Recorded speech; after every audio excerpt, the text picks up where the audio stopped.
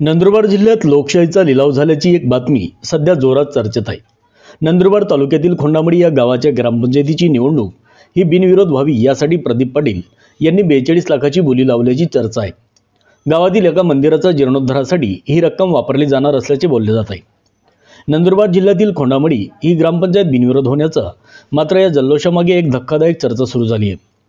ही 13 सदस्यांची ग्रामपंचायत बिनविरोध होण्यासाठी बोली लावली गेल्याची माहिती समोर आली आहे। गावात बैठक बसवून ही बोली लावली गेली आणि 72 वर्षांनंतर ही ग्रामपंचायत बिनविरोध झाल्याचे चर्चिले जात आहे।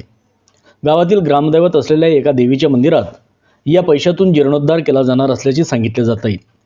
राष्ट्रवादी काँग्रेस पक्षाचे तालुकाध्यक्ष प्रदीप पाटील यांच्या कुटुंबातला सदस्य या ग्रामपंचायतीचा सरपंच होण्याची शक्यता या चर्चेमुळे बळावली आहे। ग्रामपंचायत बिनविरोध झाल्यानंतर राष्ट्रवादी काँग्रेस पक्षात मोठा जल्लोष करण्यात आला। मात्र 42 लाखाची बोली लावून ग्रामपंचायत बिनविरोध का करण्यात आली या प्रश्नाचे उत्तर राष्ट्रवादी काँग्रेस पक्षाकडून दिले जात नाहीये।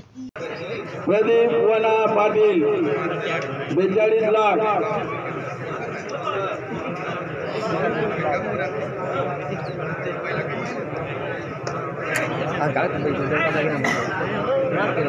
प्रदीप वना पाटील 42 लाख। माझं हे स्वप्न पूर्ण झालं एवढंच मला माहिती। नका घ्या तुम्ही सर्व मंडळींनी, पैशाचा विचार करू नका। पैसा मातेसाठी जातो हे, त्याच्यामुळे तुम्ही काही टेन्शन घेऊ नका।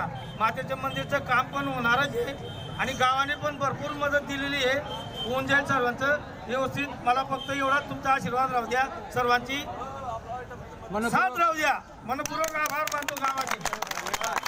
धन्यवाद पाटील भाऊ, धन्यवाद।